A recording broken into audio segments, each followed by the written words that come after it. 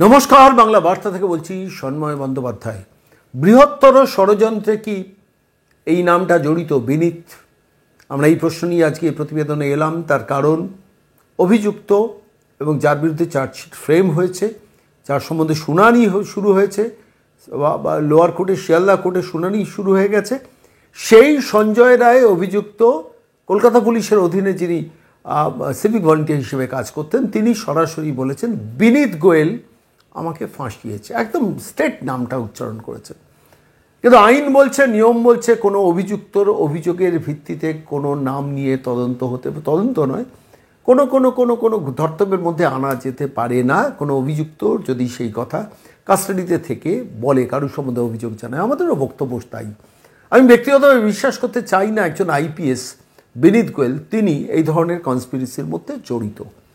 কিন্তু দেখুন, আমি কতগুলো নির্দিষ্ট তথ্য আজকে আপনাদের কাছে দেবো, পেশ করবো, আজকের প্রেক্ষিতে পেশ করবো। কেন সঞ্জয় রায় এই কথাটা বলার পর স্বাভাবিকভাবে এটা সোশ্যাল মিডিয়া, ইলেকট্রনিক্স মিডিয়াতে চর্চা শুরু হয়ে গেছে যে বিনীত গোয়েলের নাম সরাসরি সঞ্জয় রায় বলেছে। প্রথম আমার যেটা মনে হয়েছে, সঞ্জয় রায় কি কাস্টোডিয়াল ইন্টারোগেশন যখন হয়েছে, সিবিআই যখন কাস্টোডিয়াল ইন্টারোগেশন হয়েছে, তখন সিবিআই অফিসারদের কাছে কি বলেছেন যে বিনীত গোয়েল আমাকে ফাঁসিয়েছে, পুরো ব্যাপারটাতে আমাকে ইনভলভ করা হয়েছে, আজ বিন অ্যাসিওর্ড যে আমি বেঁচে যাব, আমাকে পরবর্তীকালে বাঁচিয়ে দেওয়া হবে, সমস্ত ব্যাপারটাকে আমাকে স্কেপগোট করা হয়েছে। এটা কি সিবিআইকে বলেছে? যদি সিবিআইকে বলে থাকে তাহলে সিবিআই কেন বিনীত গোয়েলকে ডেকে নিয়ে গিয়ে কাস্টোডিয়াল ইন্টারোগেশনের দিকে গেল না?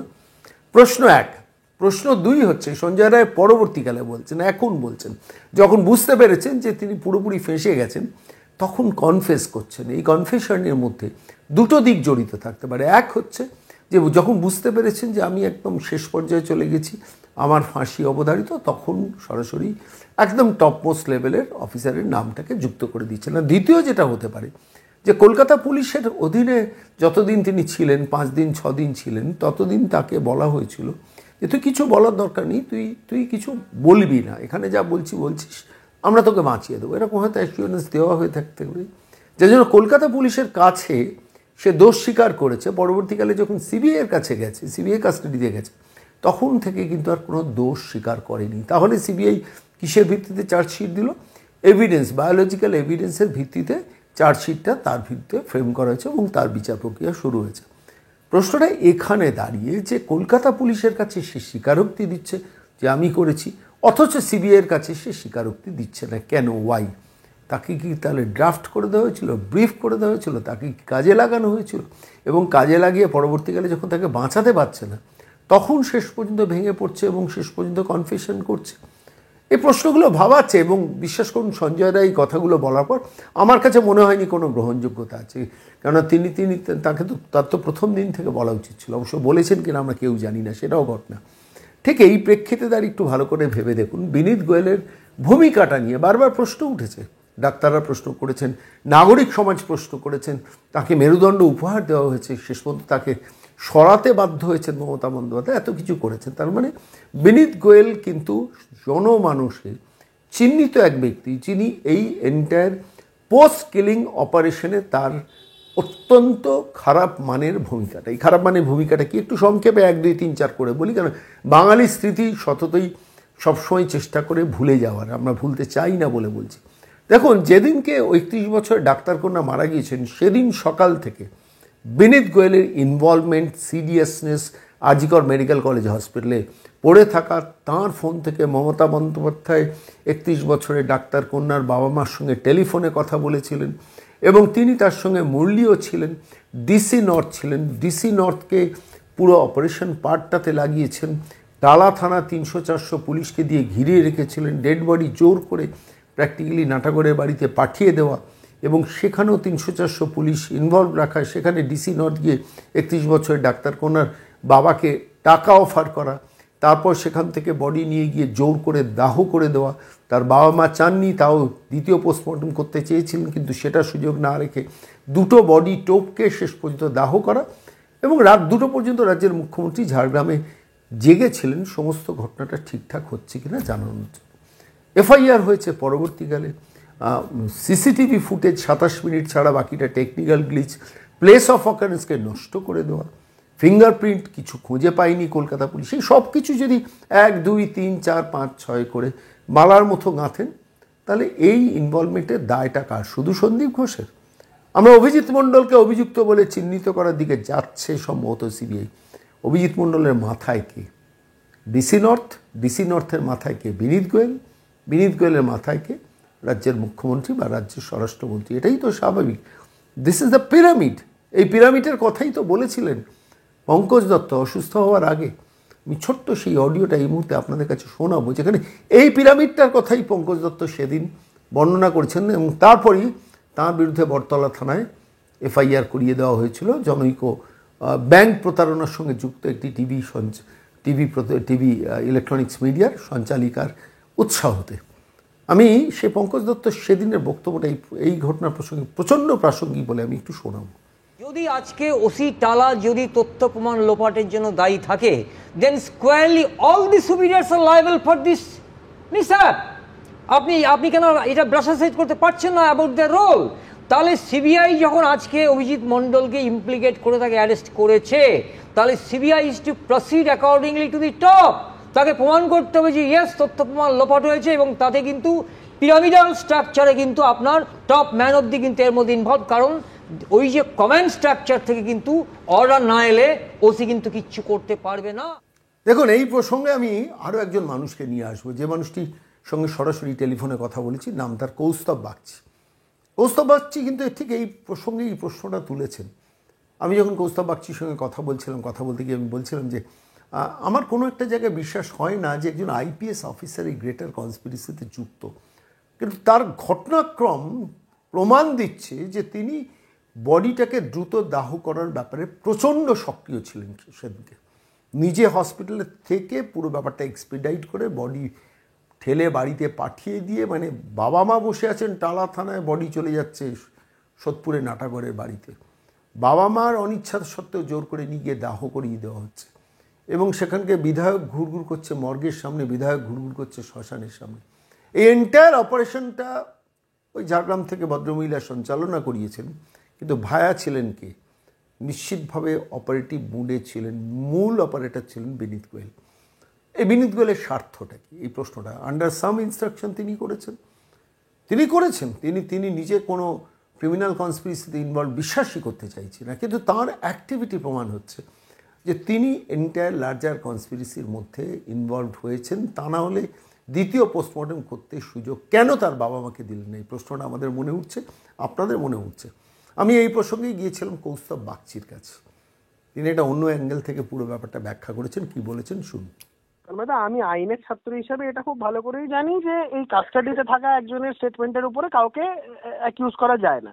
আমি তোমাকে যে বিষয়টা বলছি সেটা হচ্ছে ক্রোনোলজিক্যালি তুমি যদি ইভেন্টস গুলো দেখো, এই যে ঘটনা ঘটবার পর টালা থানার ওসি সেখানে গিয়ে একদম মানে অত্যন্ত অতি উৎসাহী হয়ে সেখানে সমস্ত এভিডেন্স ওয়াইপ আউট করেছে বলে শোনা গেছে, এবং সেই অভিযোগের ভিত্তিতেই আজকে অভিজিৎ মণ্ডল টালা থানার ওসি ভেতরে। দেবাশিস সোম ফরেন্সিকের যিনি ভদ্রলোক, তিনি ওই দিনকে সকালবেলা থেকে এই ঘটনাগুলো ঘটিয়েছেন, ওখানে থেকেছেন, এভিডেন্স ওয়াইপ আউট করেছেন, এবং আমি এটা বিভিন্ন ডাক্তারদের মহলে শুনেছি, ওদের হোয়াটসঅ্যাপে চ্যাটও দেখেছি। এই দেবাশিস সোম সিবিআই অ্যারেস্ট করবে বলে এই ভয়ে বিভিন্ন নার্সিংহোমে ছুটে বেরিয়েছে। এবারে আমি তোমাকে একটা খুব ইম্পর্টেন্ট পার্টে আসি। মেয়েটার ডেড বডিটা যখন নিয়ে যাওয়া হচ্ছে এখানে, তখন পুলিশের যে ভূমিকাটা, আমরা যখন লড়াই করছি, আমি সজল ঘোষ, অগ্নিমিত্রা পাল, যখন আমরা লড়াই করছি যে সেকেন্ড পোস্টমর্টমের জন্য, পুলিশের যে সে কি মারাত্মক ভূমিকা, মানে ওখান থেকে যেন তেন প্রকারে না বডিটাকে নিয়ে বেরোতে হবে। তার বাবা মা পর্যন্ত তার আগে অবধি রাজ্য সরকার আস্থা রাখছিলেন, কিন্তু পুলিশের ওই অতি সক্রিয়তা দেখে তার বাবা আমাকে ওখান থেকে বেরিয়ে ফোন করে এবং বলে যে আমরা এবারে সেকেন্ড পোস্টমর্টম চাই। কিন্তু পরবর্তীকালে পুলিশের তরফ থেকে এবং ওইদিকে পানিহাটির বিধায়ক নান্টু ঘোষ এবং তার সাঙ্গপাঙ্গদের মারফত এমন চাপ সৃষ্টি হয় যে তাদেরকে বলা হয় যে ডেড বডি আপনাদের ছাড়াই পুড়িয়ে দেওয়া হবে। তখন তারা ভীত সন্ত্রস্ত হয়ে চলে যায়। মেয়েটার বডিটা যখন ওদের বাড়িতে করিডোরে, ডিসি নর্থ মেয়েটার বাবাকে রান্নাঘরে ডেকে নিয়ে গিয়ে টাকার অফার করেছে। আমি বলছি, যদি কমিশনারের ইনভলভমেন্ট না থাকে, ডিসি নর্থের ঘাড়ের ক্ষমতা আছে টাকা দেওয়ার করার। আর বিনীত গোয়েলের যদি এখানে, বিনীত গোয়েল তার নিজের পকেট থেকে পয়সা দেবে না, পয়সাটা তো দেবে মমতা বন্দ্যোপাধ্যায়। যদি সেখানে কোনো ইনস্ট্রাকশন থাকে, তাহলে বিনীত গোয়েলের তো একটা 1 গ্লাস জল একডক জল গেলার ক্ষমতা নেই মমতা বন্দ্যোপাধ্যায়ের ইনস্ট্রাকশন ছাড়া। তাই আমি যেটা বলতে চাই যে ক্রোনোলজিক্যালি সঞ্জয় রায় বিনীত গোয়েলের কথা বলছে। বিনীত গোয়েলকেও যদি কাস্টাডিতে নেওয়া হয়, আমার দৃঢ় বিশ্বাস এই বিনীত গোয়েলও বলবে আমি যা যা করেছি মুখ্যমন্ত্রী। আমার এই লাইনটা স্পষ্ট যে সঞ্জয় রায় যেইভাবে বিনীত গোয়েলের কথা বলেছেন, বিনীত গোয়েলকে গ্রেপ্তার করে কাস্টাডি তিনি ইন্টারোগেশন করলেও এই সত্যিটা বেরিয়ে আসবে যে বিনীত গোয়েল যেই নির্দেশগুলো দিয়েছেন সেগুলোকে এক্সিকিউট করতে গিয়েই তো আজকে অভিজিৎ মন্ডল জেলে, সেটাকে এক্সিকিউট করতে গিয়েই তো আজকে মেয়েটির বাবা বলেছেন যে আমাকে ডিসি নট টাকার অফার করেছে। তো সেই জায়গা থেকে দাঁড়িয়ে বিনীত গোয়েলের তো এগুলো নিজের ব্যক্তিগত উদ্যোগের বিষয় না, কোথাও থেকে নির্দেশ পেয়েছে তাই হয়েছে। এবং সেই নির্দেশের জায়গাটা থেকে বিনীত গোয়েলকে যখন ইন্টারোগেট করা হবে, আমার দৃঢ় বিশ্বাস মমতা বন্দ্যোপাধ্যায়ের নাম বেরিয়ে আসতে বাধ্য।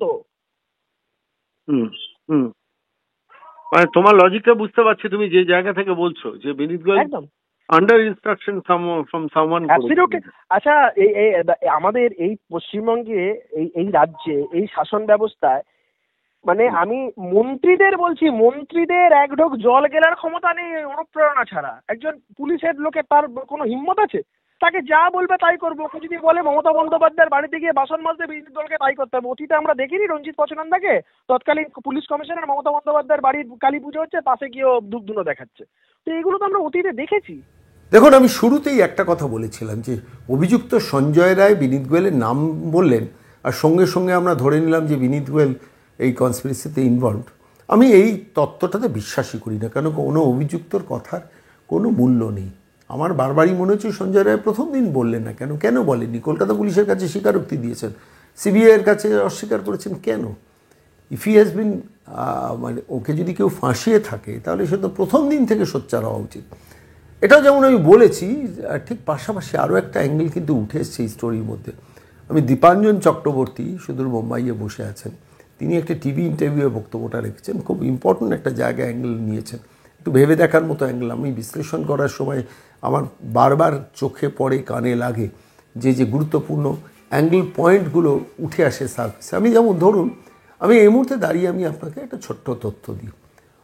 দীপাঞ্জন চক্রবর্তী বলছেন যে দেখুন, সরাসরি এই অভিযুক্ত সঞ্জয় রায় বিনীত গোয়েলের নামের আগে স্যার বলছেন না, পরে স্যার বলছেন না, বলছেন আমি দীর্ঘদিন কেন্দ্রীয় বিভিন্ন গুরুত্বপূর্ণ পদে কাজ করেছি, আমি জানান অধীনে কাজ করেছি, কেপিএস গিল।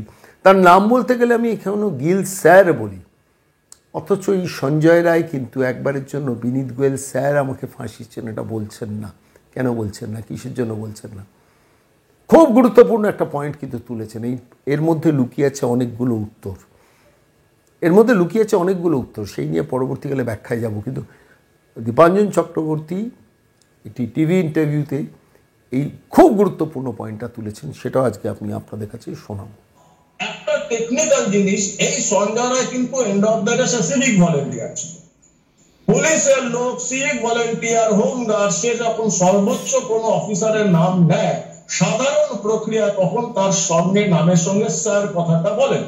আমি কেপিএস গিলের মতো একজন প্রখ্যাত পুলিশ অফিসারের আন্ডারে কাজ করেছি, আমি এখনো ওনার নাম বলতে পেলে গিল স্যার বল। এখানে কিন্তু তুমি লক্ষ্য করে দেখো, ও বিনীত গোয়েল বলছে। একজন সিভিক ভলেন্টিয়ার পুলিশ কমিশনার, সে এখন এডিজিএসপি, তার নামের সঙ্গে স্যার লাগাচ্ছে না, কারণ তাকে যে স্ক্রিপ্টটা দেওয়া হয়েছিল সেই স্ক্রিপ্টটা সে আউড়ে নাটকটা করেছে। এটা পরিষ্কার। আমি এটাতে খুব একটা গুরুত্ব দিচ্ছি না, সিবিআই দেবে কিনা বা বিচার প্রক্রিয়াতে বিনীত গোয়েল আসবে কিনা, এটা আমাদের দুর্ভাগ্য হবে যে সঞ্জয় রায়ের মতো একজন অভিযুক্ত বলার পর সেটা যদি আসে, দুর্ভাগ্য। কারণ প্রথম দিন থেকে আমরা বলে এসেছি, it's a part of larger conspiracy. Vineet Goel এবং ওনাকে যে বারবার পুরো রাত ধরে ফোনে তদারকি করেছেন, তাকে এনাদের যদি আমনে সামনে না বসানো হয়, সন্দীপ ঘোষ এবং এই অভিজিৎ মন্ডল, তাহলে এই তদন্ত আগে যেতে পারবে না। দেখুন, বৃহত্তর ষড়যন্ত্রে বিনীত গোয়েল যুক্ত কি যুক্ত না সেটা তো তদন্ত বলবে, আমরা বলা কেউ নেই। আমি বিশ্বাস করতে চাই না এই মানুষটা যুক্ত, কারণ এই মানুষটার এক্সপার্টাইজ আছে, কোয়ালিটি আছে, কিন্তু মুশকিলটা হচ্ছে মমতা বন্দ্যোপাধ্যায় প্রশাসনে কাজ করেন, তো ফলত তিনি এখন আই এম অ্যাংরি এসব দেখাতে বেশি ভালোবাসেন। তাকে মেরুদণ্ড উপহার দেন, তিনি মেরুদণ্ড উপহার নিতে বাধ্য হন। তো সেই রকম একজন মানুষ সম্বন্ধে অভিযোগগুলো নিতে ভালো লাগে না, বিশ্বাস করুন। আমি পার্সোনালি বলছি, আবার বলছি, বিনীত গোয়েলকে আমি কনস্পিরেটর হিসেবে ভাবতেই চাই না। কিন্তু ঘটনা প্রবাহ কি বলছে আপনারা শুনলেন, পঙ্কজ দত্ত পরিষ্কার বলেছেন।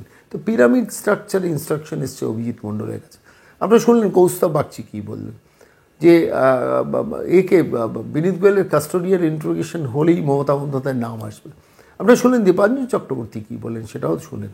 আমি আজকে এই প্রতিবেদন শেষ করব খুব গুরুত্বপূর্ণ একটা নোটে, যে দেখুন এন্টায়ার কনস্পিরেসিটা ওয়াজ আ বিগ কনস্পিরেসি, বৃহত্তর ষড়যন্ত্র। একা সঞ্জয় রায় গেলেন, ভদ্রমহিলাকে অত্যাচার করলেন এবং তাকে খুন করে দিয়ে চলে এলেন এবং তাতেই সব মিটে গেল, এটা যে নয় সেটা সিবিআই কিন্তু গ্রেটার কনস্পিরেসি, বৃহত্তর কনস্পিরেসি সুপ্রিম কোর্টে পর্যন্ত গিয়ে বলেছে। এটা সুপ্রিম কোর্টের অন্যতম বিচারপতি, মহামান্য বিচারপতি পাদ্রিওয়ালা বলেছেন, আমার 30 বছরের জীবনে এরকম হরেবল এই জাতীয় নৃশংস ঘটনা আমি সম্মুখীন হইনি। প্রশ্নটা হলো যে সিবিআই যখন গ্রেটার কনস্পিরেসি সুপ্রিম কোর্টে তত্ত্বটা দিচ্ছে, শিয়ালদা কোর্টে দিচ্ছে, তখন there must be a greater conspiracy. এবং তার ক্যারেক্টার কিন্তু গতকালই বলেছি আমি, এক নয় একাধিক। সে একাধিকে সন্দীপ ঘোষ, অভিজিৎ মণ্ডল তো এসেই গেছে, কিন্তু অভিজিৎ মণ্ডলের মেন্টার কে, সন্দীপ ঘোষের মেন্টার কে, আন্ডার হুজ ইনস্ট্রাকশন অভিজিৎ মণ্ডল টালা থানা পিএসএস অ্যাক্টেড। আপনাদের গতকাল দেখিয়েছিলাম যে এই অভিজিৎ মণ্ডলকে বাঁচানোর জন্য রাজ্যের মুখ্যমন্ত্রী কীভাবে বিভিন্ন নার্সিংহোমে পাঠানোর ইস্যুটাকে নারায়ণ স্বরূপ নিগমের কাছে তুলেছিলেন। সেখানে তো প্রমাণ যে একে প্রোটেকশন দেওয়ার চেষ্টা করছেন রাজ্যের মুখ্যমন্ত্রী। ফলে আলটিমেটলি রাজ্যের মুখ্যমন্ত্রীর রোলটাও কিন্তু অ্যানালাইজড হওয়া দরকার, যেটা আবার কৌস্তব বললেন। লার্জার কনস্পিরেসির তত্ত্বে কিন্তু সিবিআই এখনও অটল, শেষ যে আমি খবর পেয়েছি, এবং পরবর্তী অভিযুক্ত হতে চলেছেন আমার অ্যাজাম্পশন, কোনো তথ্য আমি জোগাড় করে বলছি না, অভিজিৎ মণ্ডল এবং সন্দীপ ঘোষ দুজনেই। এবং তার পেছনের ক্যারেক্টারগুলো সম্বন্ধে এখন আমার ইন্টারেস্ট, আমি সেই নিয়ে নিরন্তর চর্চা করছি, বাংলা বার্তায় সেগুলো নিয়ে আসবো মাঝে মাঝে। অনেক তথ্য সংগ্রহ করেছি, হাতে প্রমাণ, হাতে নির্দিষ্ট তথ্য না পেলে সে নিয়ে কথা বলা উচিত না। কিন্তু গ্রেটার কনস্পিরেসির গ্রেটার ক্যারেক্টারদের মধ্যে উঠে আসবে কি বিনীত গোয়েলের নাম, কি বলেন?